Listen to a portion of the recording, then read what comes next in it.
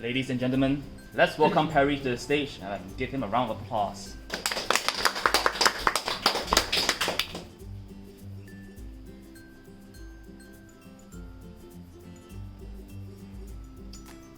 I have a dream. Yes, I have a dream too. To dream the impossible dream, to reach the unreachable stars. Thank you very much. Now let us welcome Hubert to the stage.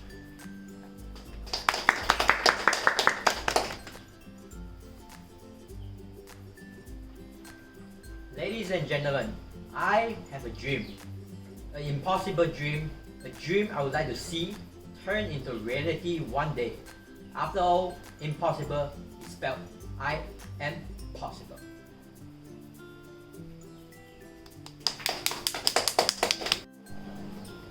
Ladies and gentlemen, please welcome Son to the stage.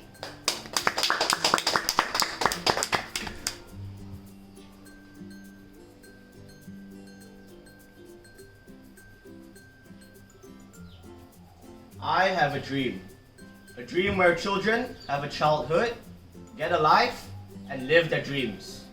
A dream where children are free from hunger, child labor, poverty, and wars. A dream where children, as young as 5 years old, are not forced to work up to 12 hours a day in unbearable conditions.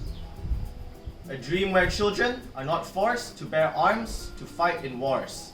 Yes, this is my dream. Thank you.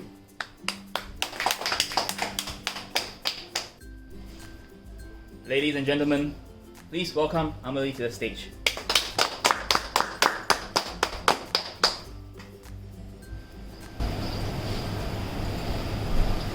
As long as we preach love and not hatred, generosity of heart and not greed, where we build bridges and not walls, construct and not destruct, unite and not divide. I believe this dream for world peace and equality will be turned into reality one day. However long the road of treacherous the path is, yes, we can. The challenge lies within our hearts, and loving heart conquers all. Thank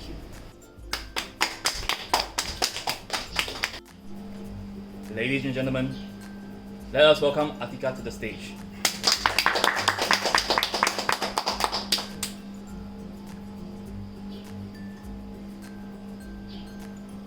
Am I too naive to dream of these? A peaceful world where children can realize their own dreams. Is this an impossible dream? Is this an unreachable star? Of course not, for as long as we have the desire for world peace. Thank you.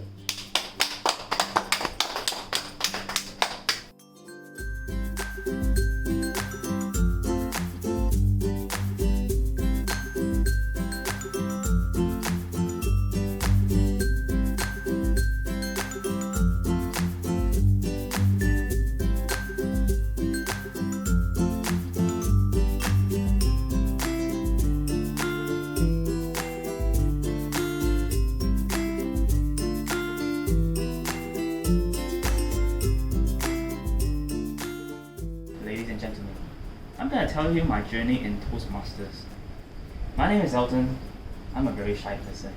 I don't like to talk to people. Reason being is that talking to people is tiring. All I want to do is to stay at home and play games. Then one day, someone approached me and said, Elton, I have a place where you might find some company, someone who might speak your language, someone who actually speaks English for once. Because back then in uni, the place I'm staying in, everyone is only a Chinese speaker. That is where I discovered Toastmasters. In Toastmasters, not only do I get to speak nonsense. I get to speak, and people get to listen. And they have to listen to me for a long time, no matter how nonsensical my speech is. And with that, I have to thank Toastmasters for having me here, for having me to build up my courage to stand here in front of you all. And with that, over to you.